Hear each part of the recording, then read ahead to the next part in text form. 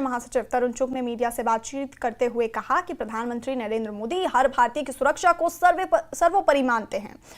Iran Israel संघर्ष में उन्होंने कहा कि भारत अपने नागरिकों की सुरक्षा के लिए हर मुमकिन कदम उठा रहा है। उन्होंने ये भी स्पष्ट किया कि ऑपरेशन सिंदूर अभी भी जारी है और अब भारत हर आतंकी घटना को एक्ट ऑफ वॉर मानेगा।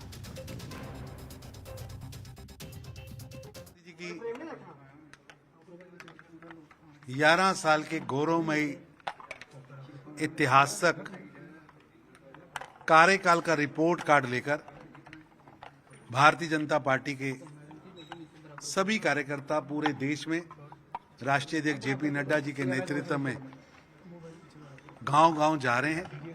उसी तरह जम्मू कश्मीर के अंदर प्रदेश अध्यक्ष सत शर्मा जी के नेतृत्व में भारतीय जनता पार्टी लगातार जनसंपर्क के कार्यक्रम कर रही है।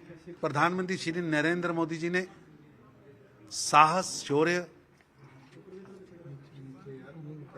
का परिचय देते हुए अपने नागरिकों को वहां से निकाला, चाहे ऑपरेशन गंगा हो, मिडल ईस्ट से नर्सिस निकालने की बात हो, नेपाल का भूकंप हो, या यूक्रेन रूस युद्ध हो, या इजराइल ईरान की वॉर हो।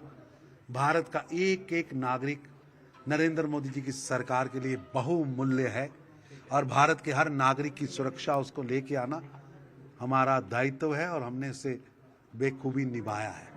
आतंक के आकाओं से समझौता नहीं करते।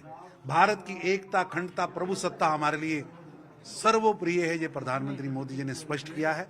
और कल की जो डोनाल्ड ट्रंप राष्ट्रपति अमेरिका जी से जो बातचीत हुई है उसमें भी प्रधानमंत्री ने स्पष्ट कर दिया कि तीसरी धਿਰ यानी थर्ड पार्टी इंटरवेंशन नहीं चलेगी और भारत ने पाकिस्तान के गिड़गिड़ाने के कारण अपनी सेनाई कार्रवाई रोकी है, लेकिन ऑपरेशन सिंदूर जारी है।